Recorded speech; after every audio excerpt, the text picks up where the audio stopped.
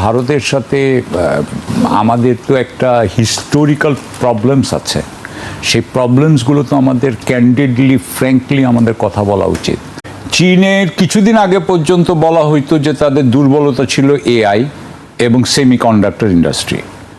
দুই জায়গাতেই তারা কিন্তু এখন যেরকমভাবে করছে, এগিয়ে গেছে, যে তারা কিন্তু অলমোস্ট পার। হ্যাঁ, এমনকি ওরা বলছে এআইতে বোধহয় 3 মাস পিছিয়ে আছে বা 6 মাস পিছিয়ে আছে। সেমিকন্ডাক্টরেও তারা আগাচ্ছে। সো বেসিক্যালি আপনি যে কোনো একটা জাতির অনেকগুলো খাত থাকে, রাইট? অনেক খাত থাকে। এই যে কোনো খাত আপনি চীনকে দেখবেন যে প্রত্যেকটা খাতেই কিন্তু সে ডেভেলপড, প্রত্যেকটা খাতে সে স্ট্রং। সেটা আপনি চিকিৎসা বলেন, সেটা আপনি পানি বলেন, সেটা আপনি অবকাঠামো বলেন, সেটা প্রতিরক্ষা বলেন, যা বলেন। তাহলে চীনের সাথে যদি আপনি সম্পর্ক করতে চান, এটা মনে রাখবেন, চীনের সাথে কিন্তু আমরা 1975 সালে করতে যাচ্ছি না, এটা কিন্তু 65 সালের সম্পর্ক না, এটা 2026 সালের সম্পর্ক। 2026 সালে আপনি যদি চীনের সাথে সম্পর্ক করতে চান এবং যদি একটা সামগ্রিক সম্পর্ক করেন, অর্থাৎ কম্প্রিহেন্সিভ, তাহলে তারা তো আপনাকে সব খাতের ব্যাপারেই কনসাল্ট করতে পারে, তারা আপনাকে সব খাতেই সহায়তা দিতে পারে। বিষয়টা হচ্ছে আপনি কয়টা খাতে পারেন। হ্যাঁ, সুতরাং আমি যেটা দেখি, যে আমি শহীদুজ্জামান ভাইয়ের সাথে সম্পূর্ণ একমত যে এমনিতে যে আপনার প্রতিরক্ষা বা তিস্তা ব্যারাজ বা তিস্তা নিয়ে আছে তা না, তারা বলছে হোল বাংলাদেশের সমস্ত নদী পানির ব্যবস্থাপনা নিয়ে কথা হচ্ছে। তারপরে আপনার আমি দেখেছি যে কনসেপচুয়ালি, যেমন ধরেন হিউম্যান রিসোর্স ডেভেলপমেন্ট নিয়ে কথা হয়েছে, যেমন ইনোভেশন কিভাবে হবে, মানে ইনোভেশন, আপনার ইনোভেশন মেকানিজম কেমন হবে, সেগুলো নিয়ে কথা হয়েছে। অর্থাৎ প্রতিটা ক্ষেত্রে প্রতিটা খাতেই তারা আপনাকে সাহায্য করতে চাচ্ছে। কিন্তু বিষয়টা হচ্ছে যে আমি আপনাকে একটা উদাহরণ দিয়ে বলি, যে 90-এর দশকে চীন কিন্তু তখন পশ্চিমাদের সাথে যে সহযোগিতাগুলো করতো, সে সময় করতে হচ্ছে হংকংয়ের মাধ্যমে। পশ্চিমা কোম্পানিগুলো তখন হংকংয়ে এসে করতো, আপনার হেডকোয়ার্টার করতো। হংকংয়ে চীনাদের সাথে, হংকং বেস যারা চীনা ছিল তাদেরকে সাবকন্ট্রাক্ট দিত। চীনারা মেইনল্যান্ডে আসতো, সাধারণত সেনজেন এলাকায়, কারণ ওই বর্ডার ওই পারে, এদিকে আসতো, এসে এদিকে দিয়ে কাজ করাইয়া আপনার চাইনিজদেরকে দিয়ে কাজ করিয়ে তারা ওয়েস্টকে, মানে পশ্চিমে তারা এগুলো রপ্তানি করতো। মিডলম্যান হতো হংকংয়ের চাইনিজ আর হংকংয়ে বসা শ্বেতাঙ্গরা। কিন্তু যখন 2000 সাল, মানে 1997-তে যখন হংকং চীনের হাতে চলে গেল, তার কিছুদিন পরে দেখা গেল যে এইবার কিন্তু তাদের যারা ডোমেস্টিক, মানে চীনের যে ডোমেস্টিক লিগাল আপনার কাঠামো, আইনি কাঠামো কিন্তু তারা চেঞ্জ করে ফেলছে, এবং তারা এটাকে ভালো করে এমন ব্যবস্থা করছে যাতে পশ্চিমা কোম্পানিগুলো বেইজিংয়ে বসেই কাজ করতে পারে। তার মানে দেখেন যে তাদের কিন্তু কোঅপারেশন 90s থেকে 2000-এ কিন্তু অনেক বেটার হয়েছে। কেন বেটারটা হইল? এই জন্য যে তারা যে লিগাল কাঠামোটা তৈরি করতে পারছে, যেটা কিন্তু আগে তাদের ছিল না। তাহলে আমি যেটা বলতে চাচ্ছি, যে প্রত্যেকটা জিনিসে, সেটা আপনি বলেন, আপনার যদি আপনার যদি ভালো ইঞ্জিনিয়ার না থাকে, তাহলে তো আপনি এখানে ফ্যাক্টরি বানাতে পারবেন না। আপনার এখানে যদি ভালো লয়ার না থাকে, তাহলে তো আপনি এখানে ভালো জুডিশিয়াল সিস্টেম বানাতে পারবেন না। সো বাংলাদেশের আমার কথা হচ্ছে যে চীন প্রত্যেকটা ক্ষেত্রে আমাদেরকে যেই প্রস্তাব দিয়েছে, সুযোগ দিয়েছে, আমরা কি সেই সুযোগটার সদ্ব্যবহার করার ক্ষমতা রাখি কিনা। এবং আমার বিষয় হচ্ছে, আমার মতে হচ্ছে যে এমনিতে খুবই ভালো, খুবই সফল হয়েছে সফর, বাট আমরা যদি কর্মপদ্ধতি, যদি আমি আগেরবারও আপনাকে বলেছিলাম, কর্মপদ্ধতি যদি চেঞ্জ না করি, আপনি আমাদের এখানে হাসিনার অ্যাপারেটাস রেখেছেন, আপনি এখানে হাসিনার সময়ের যেই সিস্টেম ছিল তাই রেখেছেন। আপনার এখানেই বোধহয় কয়েকদিন আগে কথা হচ্ছিল, আমি যে বাজেট দেখেছি, এই বাজেটের সাথে আগের বাজেটের তেমন কোনো তফাৎ আমি দেখতে পাই না, একই অবস্থা। সো আমি যেটা বলবো সেটা হচ্ছে যে আপনার যদি কর্মপদ্ধতি পরিবর্তন না হয়, তাহলে আমার মনে হয় 2 বছর পর আপনি দেখবেন যে সেম অবস্থায় আছে। আপনি একটা জিনিস খেয়াল করেন, আজকে খেয়াল করেন, আজকে যে চীনের ব্যাপার আমরা এত কিছু বলছি, তার পিছনে কিন্তু 2টা ঘটনা আছে। ঘটনা ছাড়া হয় নাই, এগুলো কিন্তু প্রমাণ হয়ে আসছে। প্রথম প্রমাণ হয়েছে কিন্তু অপারেশন সিন্দুর। প্রথম অপারেশন সিন্দুরে যদি আজকে পাকিস্তান যদি শোচনীয়ভাবে হারতো, কথা, তাহলে চীন নিয়ে কেউ কোনো কথা বলতো না। কিন্তু যেহেতু পাকিস্তান তখন ওখানে, বলা হয় যে, অনেকেই বলেন যে তারা আসলে জয়ী হয়েছে, অনেকে বলে যে এটা ড্র হয়েছে, যেটাই বলা হোক, অর্থাৎ তারা হারে নাই, পাকিস্তান হারে নাই। তাহলে পাকিস্তান যদি না, যেটা বলতে চাচ্ছি সেটা হচ্ছে চীন যেমন কাজে দেখিয়েছে, পাকিস্তান যেমন অপারেশন সিন্দুরের সময় দেখিয়েছে, এবং ইরান যেমন তার ইয়েতে দেখেছে, আমি যুদ্ধক্ষেত্রে বলছি না, কিন্তু প্রতিটা কাজে বাংলাদেশ যদি তার মেটল দেখাতে না পারে, আমার মনে হয় যে এইগুলো 2 বছর পরে আবার একই হয়ে যাবে। আমি যেটা বলতে চাচ্ছি যে চীন কিন্তু আমাদেরকে সবসময়ই আমাদেরকে হেল্প করার চেষ্টা করেছে, আমি যেটা মনে করি, কিন্তু আমরা তাদের ইয়েগুলাকে, আমরা উদাহরণ দিই একটা, উনারা আমাদেরকে অবকাঠামো করে দিবেন বলেছেন, পদ্মা ব্রিজ থেকে আরম্ভ করে সবই করে দিবেন বলেছেন এবং করে দিয়েছেন। কিন্তু আমরা ওগুলাতে ফিজিবিলিটি আপনার ঠিক মতো ক্যালকুলেট করি নাই। আমরা ওইখানে কিন্তু এগুলো ফিজিবল প্রজেক্ট বানাইনি, আমরা করে চুরি করেছি মেগা চুরির জন্য। তাহলে আমরা মেগা চুরি করেছি, আমরা অবকাঠামো ওদেরকে দিয়ে বানিয়েছি, তাতে কি আমাদের লাভ হবে? আমরা যদি আমাদের অবজেক্টিভ থাকে, তাহলে তার লাভ হবে না, তারা যতই লাভ মানে হেল্প করুক আমাদেরকে। সো আমি যেটা বলতে চাই, আমরা যতক্ষণ না ঠিক হব ততক্ষণ এটার কোনো পূর্ণ আমরা পাবো না। জি, আমি আপনার কাছে আবারও আমি স্যারের কাছে আসতে চাই। স্যার, টাইমস অফ ইন্ডিয়ার এক্সক্লুসিভ রিপোর্টাররা বলছে যে দ্য টাইমস অফ ইন্ডিয়া অত্যন্ত গুরুত্ব দিয়ে প্রকাশ করেছে যে মংলা বন্দরের কাছে একটি বিশেষ অর্থনৈতিক অঞ্চল গড়ে তোলার জন্য চীন ও বাংলাদেশ চুক্তি চূড়ান্ত করেছে। তারা বলছে ভারতের প্রকল্প বাতিল হয়ে গেছে, সেটি প্রতিবেদনে উল্লেখ করা হয়েছে। এই মংলা অর্থনৈতিক অঞ্চলের জমিটি মূলত ভারতকে দেওয়া হয়েছিল, কিন্তু 2024 সালে শেখ হাসিনা সরকারের পতনের পর 2025 সালে অন্তর্বর্তী সরকার ভারতের সেই লাইসেন্স বাতিল করে। এখন 2026 এসে সেই জায়গায় চীনের এই চুক্তি ভারতের জন্য বঙ্গোপসাগর এবং ভারত মহাসাগরে বেইজিংয়ের কৌশলগত আধিপত্য আরও বাড়িয়ে দেবে বলে ভারতীয় বিশ্লেষকরা মনে করছেন। তারা আসলে খুব খুঁটিয়ে পর্যালোচনা করে স্টোরিগুলো করছেন। যেটা তারা অর্জন করতে চেষ্টা করেছিল হাসিনা পিরিয়ডে শেষ দিকে স্পেশালি বেশি করে, সেই পথে তারা যাওয়ার ব্যাপারে একেবারে নিশ্চিত ছিল।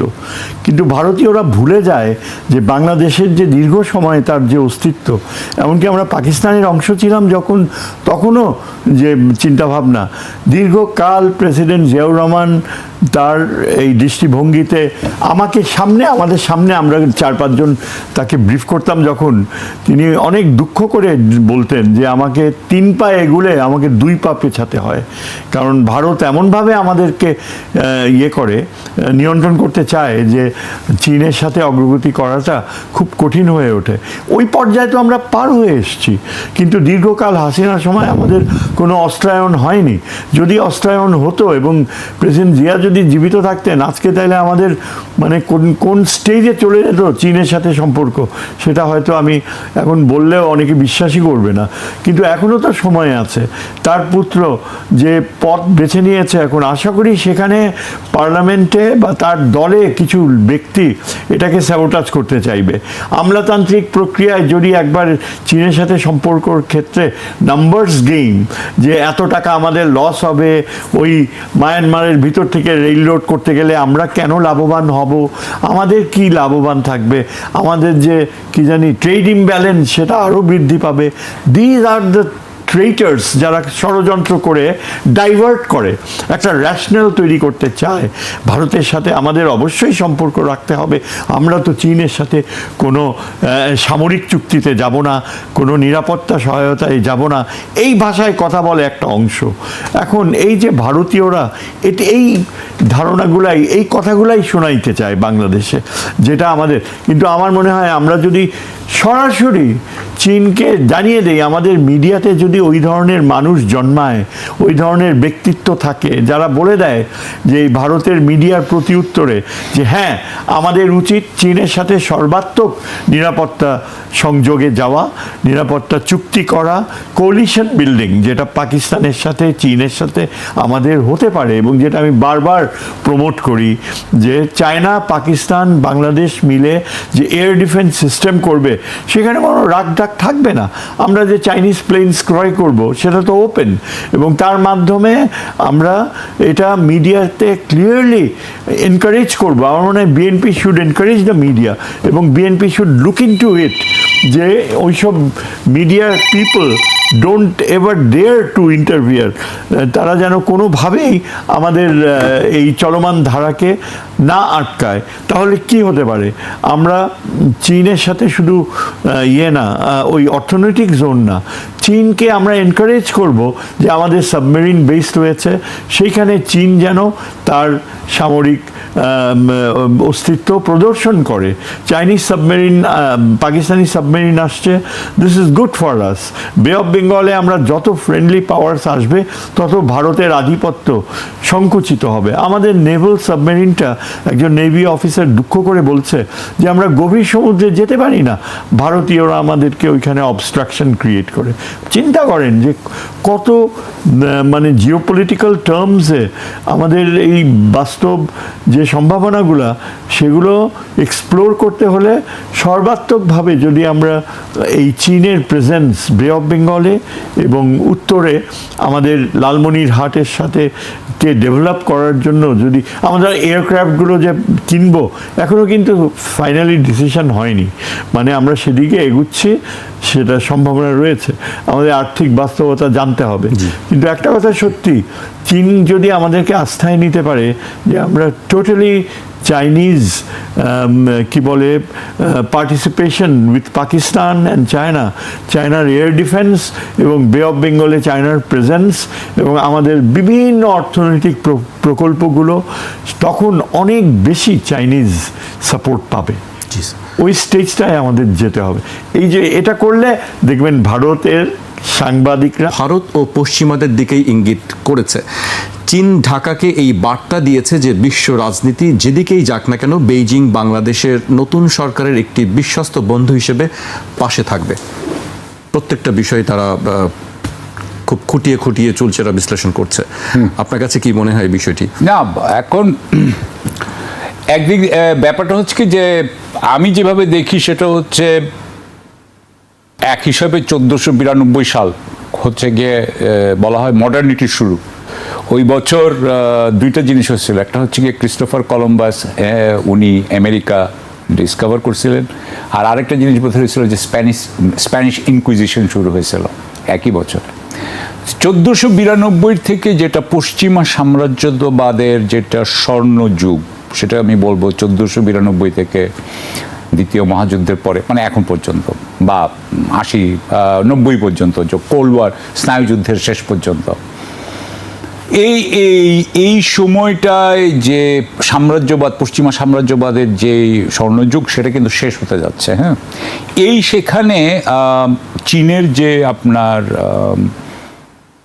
যে উত্থান, সেখানে চীন কিন্তু এই সাম্রাজ্যবাদের বিরুদ্ধে দুটো কিন্তু কনসেপ্ট দিয়েছে। একটা হচ্ছে গিয়া গ্লোবাল সিকিউরিটি ইনিশিয়েটিভ, আর একটা হচ্ছে গিয়া গ্লোবাল গভর্নেন্স ইনিশিয়েটিভ। এবং সেখানে সে কিন্তু একটা নতুন আর্কিটেকচারের কথা বলতেছে, যে আর্কিটেকচারে কিন্তু কোনো জোটবদ্ধ দেশ নাই, এবং প্রত্যেকের আপনার নিজস্ব দায় দায়িত্ব মেনে চলবে, এবং তারা তাদের দেশের জনগণের উন্নয়নের জন্য চেষ্টা করবে, এবং কেউ কারো আপনার অভ্যন্তরীণ ব্যাপারে হস্তক্ষেপ করবে না। মানে আমি রাফলি এই কথাগুলো বলছি। সো চীন যেটা করেছে সেটা হচ্ছে যে অন্যের সাথে তার যে সম্পর্ক, সেটা করেছে সে কিন্তু উইন উইন বেসিসে, অর্থাৎ দুইজনই জিতবে, দুইজনেরই বেনিফিট হবে।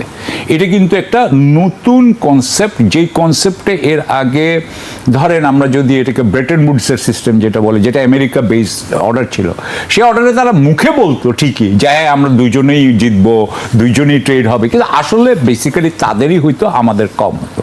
সেদিক দিয়ে আমি বলবো যে এটা কমপ্লিটলি একটা ভিন্ন কিন্তু মাত্রা যোগ করেছে, একটা ভিন্ন কনসেপ্টের মাধ্যমে আমরা সাম্রাজ্যবাদের যুগ থেকে বের হয়ে আসছি।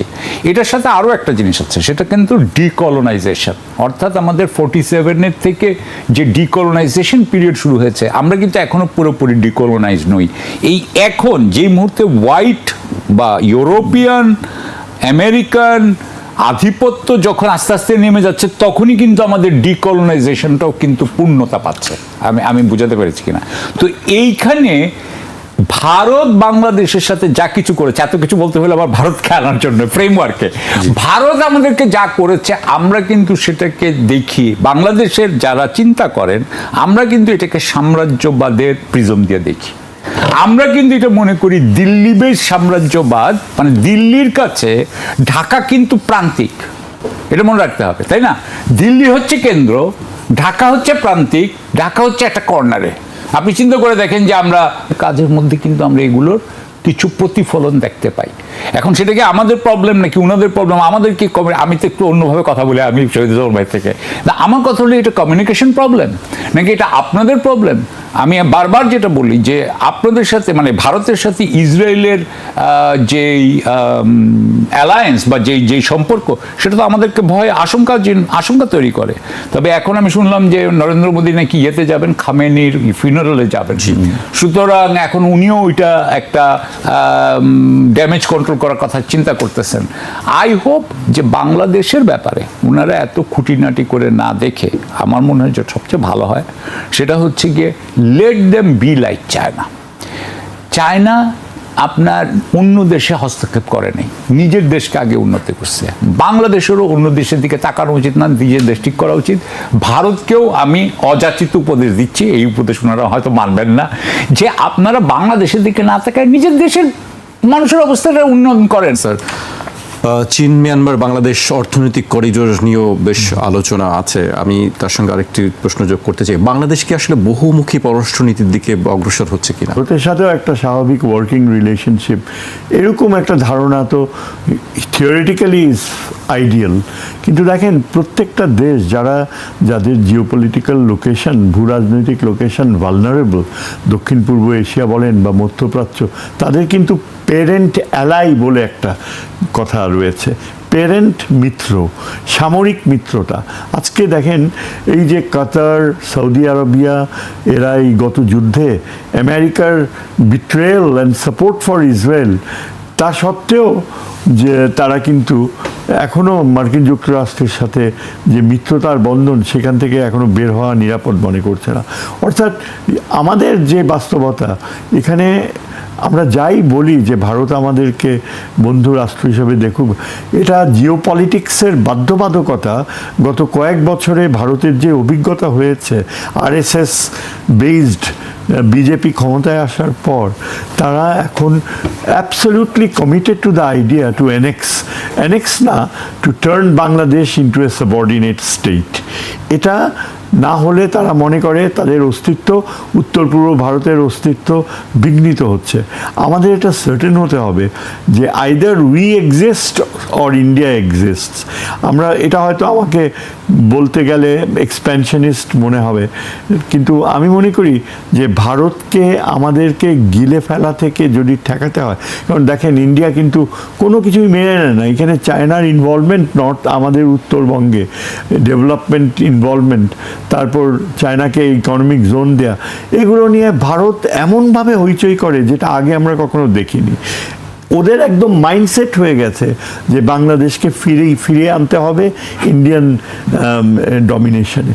এই কারণেই কিন্তু আমি বলি যে 5 বছর আগে কিন্তু এই কথা আমি বলতাম না, এমনকি 3 বছর আগেও আমি এই কথা বলতাম না যে চায়নাকে সর্বাত্মক সামরিক মিত্র হিসাবে আমাদের গ্রহণ করতে হবে।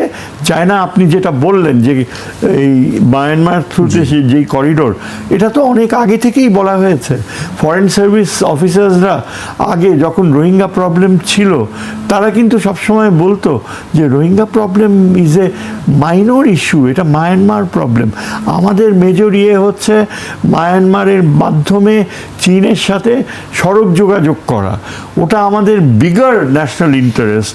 মায়ানমার এই রোহিঙ্গা প্রবলেম নিয়ে আমরা, ওটা মায়ানমারের প্রবলেম, ওটা সাময়িক প্রবলেম, তার জন্য কি আমরা মায়ানমার জুনটার সাথে সম্পর্ক খারাপ করব? সেটা হতেই পারে না, কেননা মায়ানমার জুনটার সাথে বন্ধুত্ব আমাদের প্রয়োজন চীনের সাথে সড়ক ডেভেলপ করার জন্য। এই কথাগুলো কিন্তু ফরেন অফিস থেকে বলা হতো। আমি নিজে অনেক সিনিয়র ফরেন সার্ভিস অফিসারদেরকে এই ভাষায় কথা বলতে দেখেছি। তারা যৌক্তিকভাবে প্রমাণ করতে চাইতো যে Myanmar is very important to us. যাই হোক, সেটা তো আর সেরকম হয়ে ওঠেনি। মায়ানমার আমাদের বিপক্ষে ভোট দিয়েছে জেনারেল অ্যাসেম্বলি ইলেকশনসে, মায়ানমারের প্রেসিডেন্ট ভারতে গিয়েছে এবং সর্বাত্মকভাবে ভারতের সাথে সহযোগিতার আশ্বাস দিয়েছে।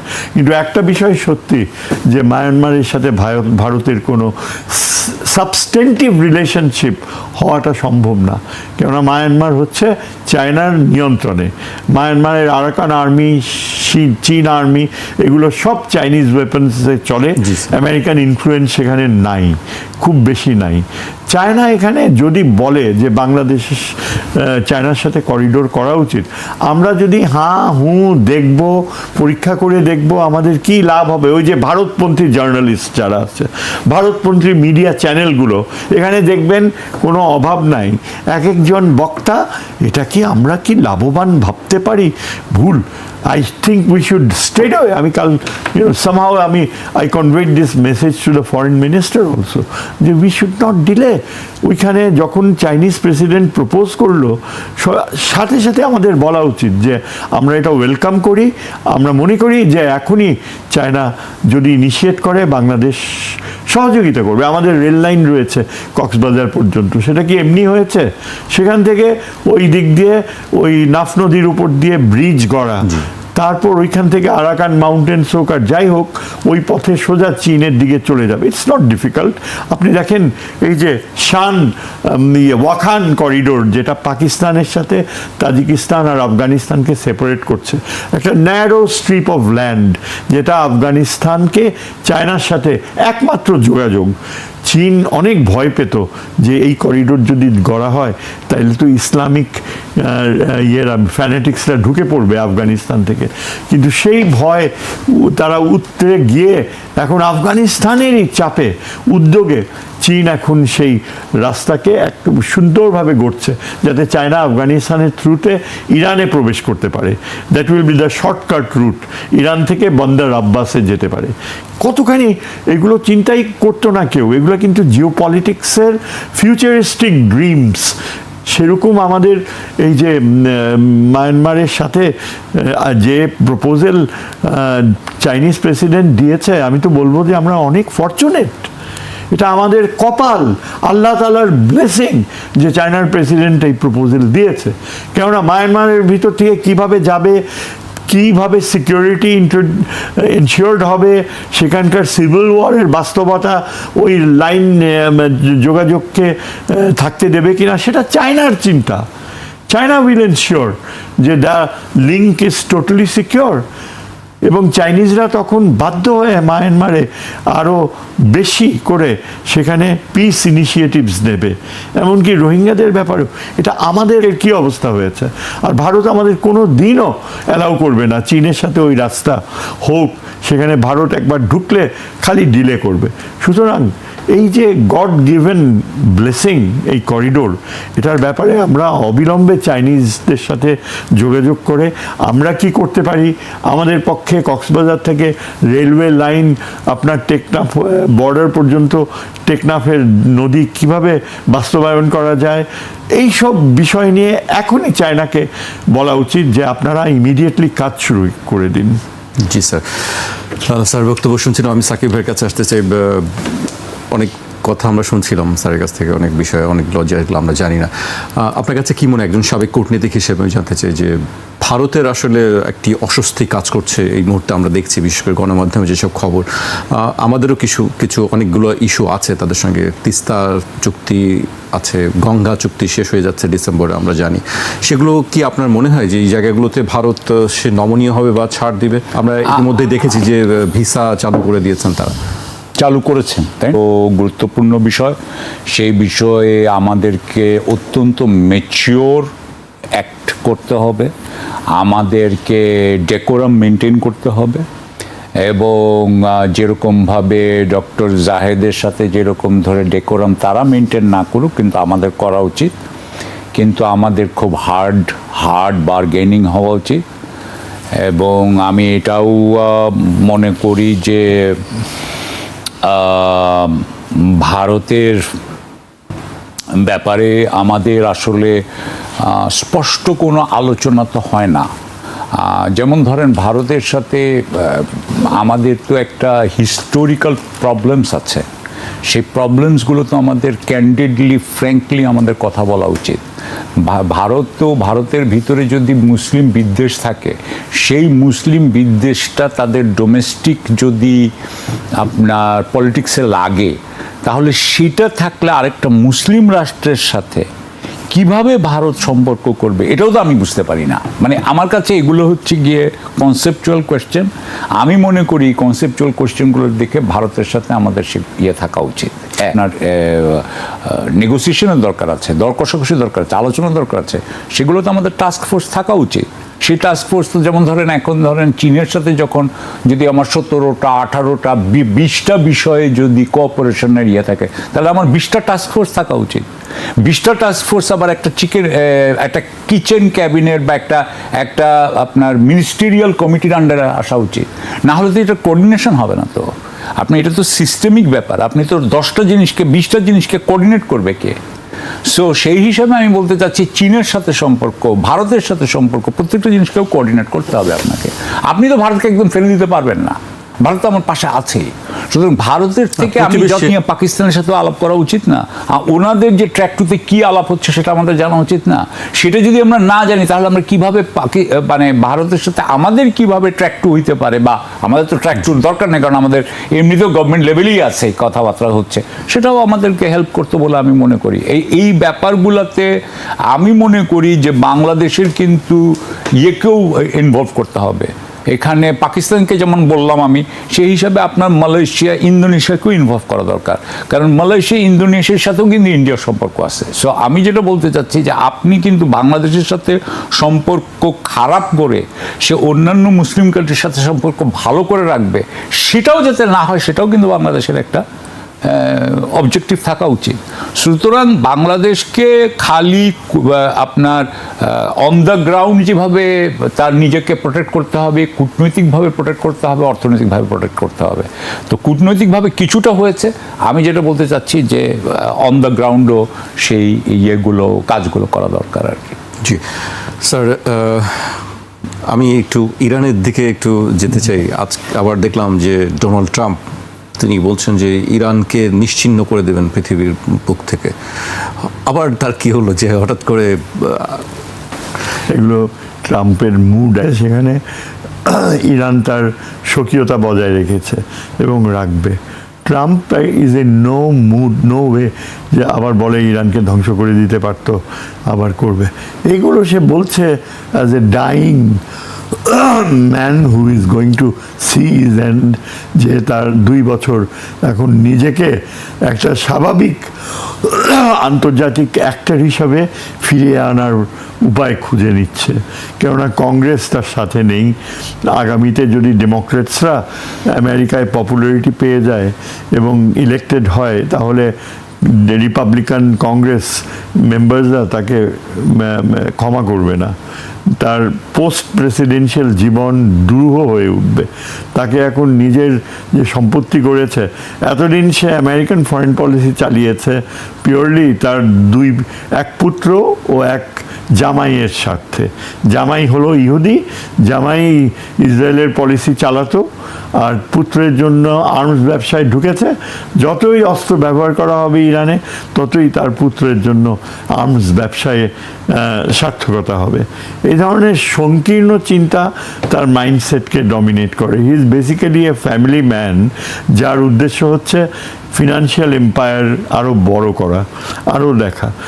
হাউএভার এরপরও আরও ওয়াইডার ইস্যু হচ্ছে যে পেন্টাগনের অ্যাটিটিউড, জিউইশ লবির যে পাওয়ার, তারা ইসরায়েলকে এভাবে ছেড়ে দেওয়া হবে সেটা মেনে নিতে পারে না।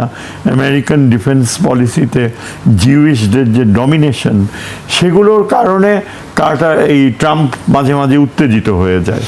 কিন্তু প্রবলেমটা হচ্ছে যে ইরানকে কি সে এখন যদি আবার আক্রমণ করে আমেরিকান পপুলেশন সেটা মেনে নেবে? আমেরিকানরা, সাধারণ জনগণ কি চলছে? কিন্তু স্যার একটা পাল্টাপাল্টি এটা কিন্তু ধ্বংস করে দিয়েছে।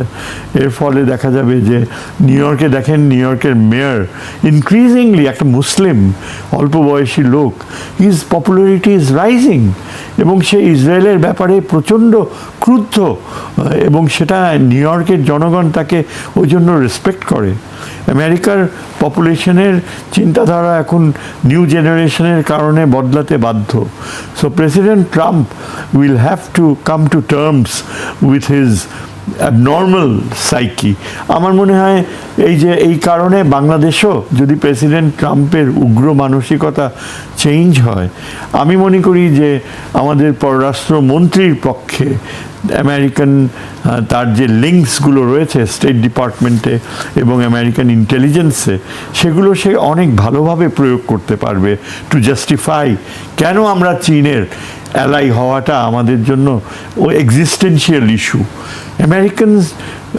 American State Department bureaucracy in the last analysis is not irrational. তাদের লোক, ট্রাম্পের লোক এসে কি পজিশনসে বসেছে, কিন্তু দেখেন ফল আউটস হয়ে যাচ্ছে। কিন্তু তুলসী গাবার্ড হ্যাড টু রিজাইন, তার মতো ভারতের বন্ধু আর নাই। আরেকজন যে কি জানি নামটা, হিন্দু, ওই যে গুজরাটি, কোনটা, কিসের পুরুষ মানুষ, মানে ক্যাশ পটেল, একটা বিরাট গ্যাপ ছিল যে ওই যে আগের যে একটা বিশ্বাসযোগ্যতা গড়ে উঠেছিল জিয়াউর রহমানের সময়, সেটা এই 16 বছরে এত অধপতন হয়েছে, এতখানি বিধ্বস্ত হয়েছে যে চীন বাংলাদেশের ব্যাপারে আস্থা হারিয়ে ফেলছিল। কিন্তু এখন আমি নিশ্চিতভাবে বলতে পারি যে আমাদের যে প্রধানমন্ত্রী যে আলোচনা হয়েছে চীনের প্রেসিডেন্টের সাথে, এবং যেভাবে খুব স্মুথলি প্রতিটা পদক্ষেপ কন্ডাক্ট করা হয়েছে, তাতে আরও আমরা বুঝতে পারবো যে বিজয়টা হয়েছে কিন্তু মূলত মনস্তাত্ত্বিক ফ্যাক্টর। যেমন ডক্টর খলিল কালকে কিন্তু মিডিয়াকে বলছিল যে মিডিয়া যখন মাপছিল যে কি পেলেন, কত টাকার পেলেন, তো doctor Khalil was very upset, বললো যে আপনি ভিক্ষার ঝুলি নিয়ে তো আমরা যাইনি, আমরা গিয়েছি আমাদের আস্থার সম্পর্কটা আবার ফিরে আনতে, যে আমাদের একটা চীনের সাথে যে বিশেষ সম্পর্ক সেটাকে রিনিউ করতে। এখন আমার দৃষ্টিভঙ্গিতে আমি সেটাকে কীভাবে দেখি, আমার দৃষ্টিভঙ্গি হচ্ছে যে বাংলাদেশ, এই যে আপনার টাইটেল আজকে, এটা ইন্ডিকেট করে ভূরাজনীতির গুরুত্বকে। আনফর্চুনেটলি বাংলাদেশে কিছু এই কী ধরনের অদ্ভুত ধরনের গড়ে ওঠা এই স্কলার বলবো না কি বলবো, তারা এখন জিওপলিটিক্স, ভূরাজনীতি টার্মটাকে অপব্যাখ্যা করছে কি এখন হচ্ছে মেটা জিওপলিটিক্সের যুগ। It is such rubbish, you know. Karl Kjellen প্রথম সুইডিশ জিওপলিটিশিয়ান যে বলেছে যে স্টেটকে বলেছে is a living organism, either it lives or it perishes. এখন জিওপলিটিক্সকে আমাদের বাংলাদেশের প্রেক্ষাপটে দেখতে হবে যে চীন আমাদের অস্তিত্বজনিত বন্ধু। আমার ধারণা যে আগামীতে আমরা যেভাবে এগুচ্ছি, তিস্তাই শুধু না, আরও বড় যেটা প্রয়োজন সেটা হচ্ছে প্রতিরক্ষা। আমাদের দেশের এই একটা অংশ রয়েছে যারা কোনোভাবেই চিন্তাই করে না, বলেও না যে ভারত কিভাবে সরাসরি বাংলাদেশকে দ্বিখণ্ডিত করার পথে কার্যত এগিয়ে যাচ্ছে মিলিটারিলি। তারা যে প্রচার প্রক্রিয়া শুরু করেছে, তারা সেখানে সুস্পষ্টভাবে তাদের অত্যন্ত গুরুত্বপূর্ণ পররাষ্ট্র সচিবরা, স্কলাররা এবং তাদের রিটায়ার্ড জেনারেলসরা এখন সরাসরি আর্টিকেলস লিখছে যে বাংলাদেশের রংপুরকে আলাদা করে দিতে হবে, ফেনীর দক্ষিণাঞ্চল হিলক্র্যাক্সকে আলাদা করে দিতে হবে। এগুলো তো জোকস না, এগুলো এখন একটা সময় আসছে যে রাষ্ট্রধারণায় পরিবর্তন হতে পারে, আন্তর্জাতিক সম্পর্কে সেটা ঘটে। আনফর্চুনেটলি আমাদের কিছু কিছু সোকল্ড স্কলার্স, এরা, আমি গত 2-3 দিন থেকে তাদের কথাবার্তা দেখি টক শোগুলা, যে দে আর কমপ্লিটলি ইমিউন ফ্রম এনি, আর আদার সমালোচনা করে যে চীনে কেন যাওয়া হলো, কেন ভারতে যাওয়া হলো না, ভারত কীভাবে রিয়্যাক্ট করবে, ভারতকে কেন আমরা চীনের সাথে তুলনা করব। আমার ধারণা যে ভারত তখনই আমাদেরকে সম্মান করবে, রেসপেক্ট করবে, যখন আমরা বাংলাদেশ পূর্ণাঙ্গভাবে চীনের সাথে একটা প্রতিরক্ষা সম্পর্কে আবদ্ধ হয়। এবং সেটা করলে শেষ পর্যন্ত আমেরিকাও আমাদেরকে অ্যাপ্রিসিয়েট করবে, কারণ এখনই তারা, আমেরিকানরা জানে ও বোঝে যে ভারতের উদ্দেশ্য ভালো নয়। তারা আমাদের বর্ডার আক্রমণ করছে, বর্ডার বর্ডারের নিরাপত্তা রেসপেক্ট করছে না, সরি পাকিস্তানের পক্ষে যুদ্ধে অংশগ্রহণ করেছে এবং নিউ জেনারেশন এয়ারক্রাফট দিচ্ছে। সেই পথ পাকিস্তান কিন্তু আমাদের বাতলে দিচ্ছে, যে চীনের সাথে সম্পর্কটা যে নিরাপত্তার ক্ষেত্রে আমরা এখানে লাভ ক্ষতি টাকার অঙ্ক হিসাব করলে একেবারেই আমরা পরাজিত হব। এবং ইন্ডিয়ান লাভার্সরা যারা ইন্ডিয়ার পদধূলি পাকে চুমু দেয়, এইসব আপনারা সরাসরি দেখতে পারবেন। এইসব লোকেরা হচ্ছে তারাই তথাকথিত জার্নালিস্ট যারা এই কথায় কথায় হ্যাঁ আমরা চীনের সাথে এতদূর করব, কিন্তু তাদের উদ্দেশ্য বুঝতে হবে। কিসের উদ্দেশ্য বুঝতে হবে? China geopolitically is a land, is a country যার মাধ্যমে তারা বঙ্গোপসাগরের অল্টারনেট রুট রাখতে পারে। এটা আমাদের জন্য একটা blessing. China is the country যে আমাদেরকে সেভেন সিস্টার্সের সাথে ওপেনিং তৈরি করে দিতে পারে। স্ট্যাটাস কিউ কি একরকম থাকবে? ভারতের যে এখন সামরিক সামর্থ্য, সেখানে তারা বারবার আমাদেরকে অবমূল্যায়ন করে যে আমরা কিভাবে যুদ্ধ করব। আমাদের এখন চায়নার থেকে এই যে এয়ার পাওয়ার ক্রয় করছি, আমি স্পষ্টভাবে এই সরকারকে আমি আহ্বান করব যে আমাদের লালমনিরহাটে অবিলম্বে চাইনিজ এয়ারক্রাফট আসুক, থাকুক, লালমনিরহাটটা পূর্ণাঙ্গভাবে ডেভেলপ করা হোক। একেই বলে original ideas, geopolitical reality. Because চায়নার আগ্রহ রয়েছে বাংলাদেশে। আর চায়না সবসময় বলা হয় যে চায়না লাভ ক্ষতির হিসাব করে, লাভ ক্ষতি ছাড়া চলে না। এটা ভুল ধারণা, একেবারে ইচ্ছাকৃত ভারতীয়, যে চায়না হাই রেটে আপনার কাছ থেকে আদায় করে, ঋণ আদায় করে। কেন? পাকিস্তানের সাথে, আফ্রিকান দেশের সাথে, ল্যাটিন আমেরিকার কয়েকটা দেশের সাথে চায়না কি আস্থার অর্থনৈতিক সম্পর্ক গড়ে তোলেনি? আমাদের অনেক বেশি আমরা অর্জন করতে পারতাম। চায়না এখন is in a state of its history, এমনই একটা পর্যায়ে রয়েছে যে চায়নার যে বিশাল foreign exchange going into trillions of dollars, সে অত্যন্ত বুদ্ধিমত্তার সাথে সে বন্ধুপ্রতিম দেশগুলির অর্থনৈতিক উন্নয়ন, ভূরাজনৈতিক সামর্থ্য গড়ে তোলার ক্ষেত্রে একেবারে পুরো আগেকার হিস্ট্রি পাল্টে দিচ্ছে। এখন যারা বলে যে ভূরাজনীতি মানে মেটা জিও পলিটিক্স, তারা ওই climate factors, environmental factors, health issues, ঠিক যেমন ইন্টারন্যাশনাল সিকিউরিটির কনসেপ্টকে অনেকে অবমূল্যায়ন করেছে, যে নন ট্রেডিশনাল সিকিউরিটিকে প্রাধান্য দিতে পারে। তার মানে আপনি মিলিটারি সিকিউরিটি, যেটা মূল কথা, যেটা অ্যাকচুয়াল বাস্তব যে ডিসআর্মামেন্টের প্রক্রিয়া, নিউক্লিয়ার প্রলিফারেশনের প্রক্রিয়া, আর্মস কন্ট্রোল প্রক্রিয়া, এগুলো একদম আধুনিক কনসেপ্ট, সেটাকে পাশ কাটায় আপনি নন ট্রেডিশনাল, হ্যাঁ সেটা কি ক্লাইমেট সিকিউরিটি, ওইটা আলাদা ফিল্ড, ওটাকে আলাদা রাখেন। ঠিক একইভাবে জিও পলিটিক্স, যেটা আমাদের এখন জীবন মরণ প্রশ্ন, যেটা চায়না আমাদেরকে মিলিটারিলি দেখতে চায়, সেই জিও পলিটিক্সের কনসেপ্ট আমাদের উত্তরবঙ্গের পুরা সিকিউরিটি স্ট্রাকচার ওপেনলি চীনের সাথে সান্নিধ্য গড়ে তুলতে হবে। বে অফ বেঙ্গলে আমরা মোংলা পোর্ট ভারতকে সরিয়ে দিয়ে মোংলা পোর্টে চীনকে স্থান দিয়েছি, সেখানে আমরা চাইনিজ ইকোনমিক ও অন্যান্য পাকিস্তানের সাথে সম্পর্ক করেছি।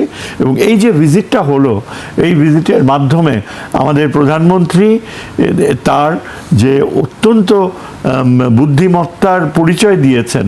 আমি এটুকু বলতে পারি যে doctor Khalilur Rahman played a very crucial role to convince him, তাকে পারসুয়েট করা, বোঝানো, এবং শেষ পর্যন্ত ডক্টর খলিলের উপর তিনি যে পূর্ণ আস্থা রাখছেন, এটা কিন্তু এই 3 দিনের সফরে আমাদেরকে যে কোন উচ্চতায় নিয়ে গিয়েছে, আগামী দিনগুলোয় আমরা সেটা বুঝতে পারবো।